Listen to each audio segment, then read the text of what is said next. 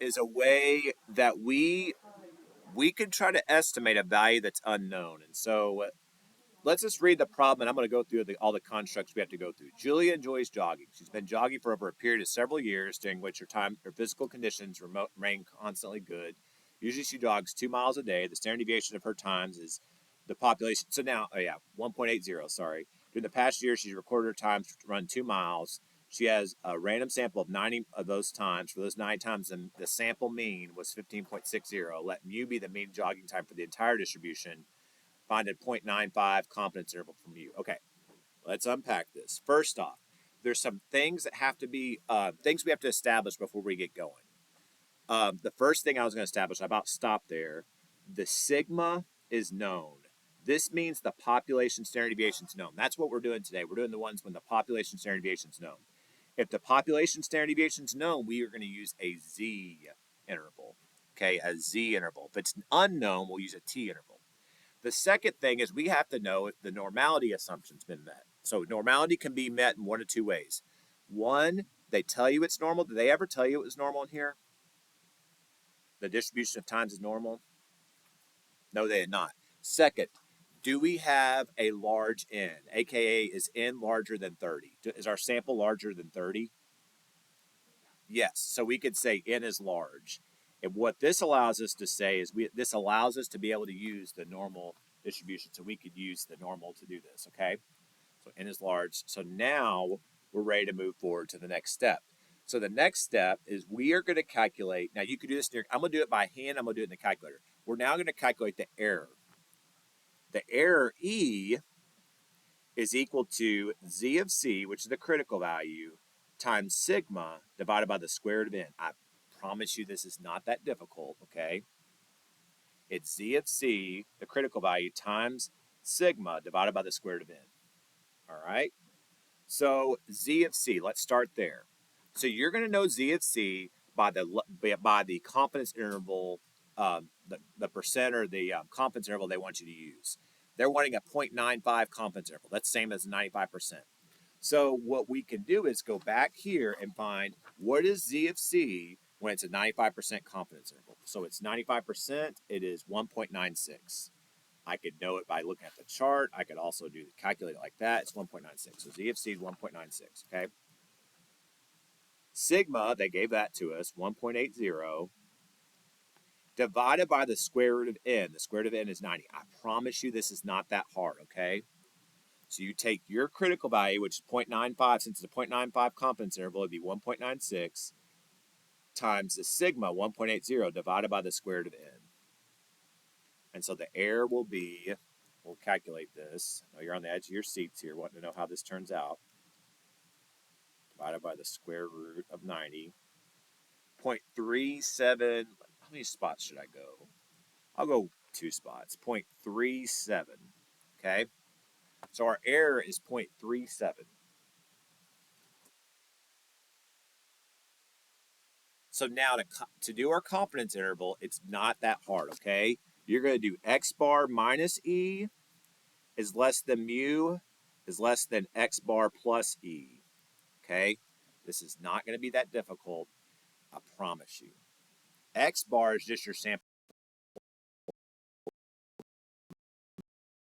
This 0.37, and then you're going to do 15.60 plus 0.37. So you take your sample mean and you subtract the error and you add the error. So 15.60 minus 0.37, 15.23, 15.60 plus 0.37, 15.97, and that's your confidence interval. They call this lower one, they call this the lower bound. They call this the upper bound. Okay, lower bound, upper bound, all right? Now, that is doing it by hand. Guess what? That was the hard way to do it. That was the calculator. So if you want to, you could use your calculator to do this, okay? So that's perfectly fine. I'm good with whatever way works. You do not have salt today, so we don't have salt Go to stats, test, and then option 7, Z interval. It's a Z procedure because the population standard deviation is known. Tomorrow we'll do a T interval when it's unknown. So stat, test, Z interval. I'll write that down. So as I said, if that was too hard for you, everybody could do that. But it was a calculator. I would be doing it like this because it's a lot faster. Input, data, or stats. Well, here's the thing. We're going to select stats because we have the summary statistics from the sample. We have the summary statistics, so we're going to do stats. In this case, sometimes you'll do data. I don't think you'll do any data today. Sigma is 1.8. X bar is 15.6. N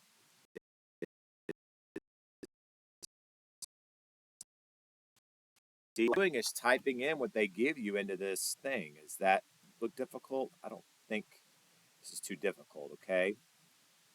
90.95. And they're going to give it to you in parentheses, like 15.228, so 15.23. Sometimes they're going to be rounding issues. 28. And then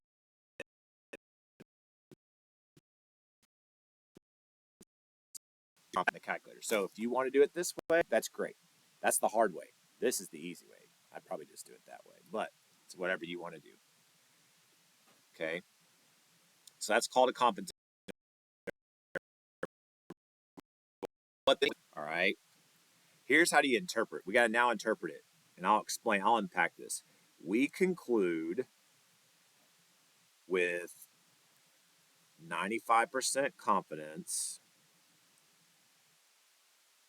that the interval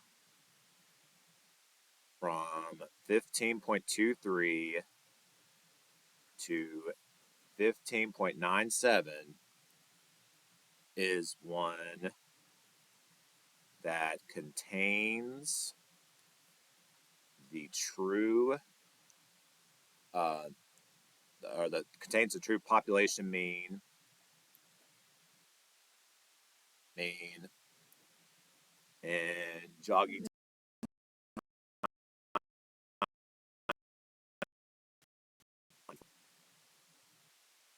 And I'll pause there for a moment. I'm not. We're done now. But basically, what we're saying here is like, this is a sample of the estimate for what her jogging times are, but the real average jogging time, her true average 2-mile jogging time, we're 95% confidence between 15.23 and 15.97. So what this does is it tries to estimate an unknown value. So there's a lot of applications for this. To explore the world, try to estimate. You see this a lot during election time. You're trying to estimate what is the true, proportion of people, or something like which proportion we'll talk about later. But the true number of people that vote for a certain candidate, like those are type of things you could use it for. So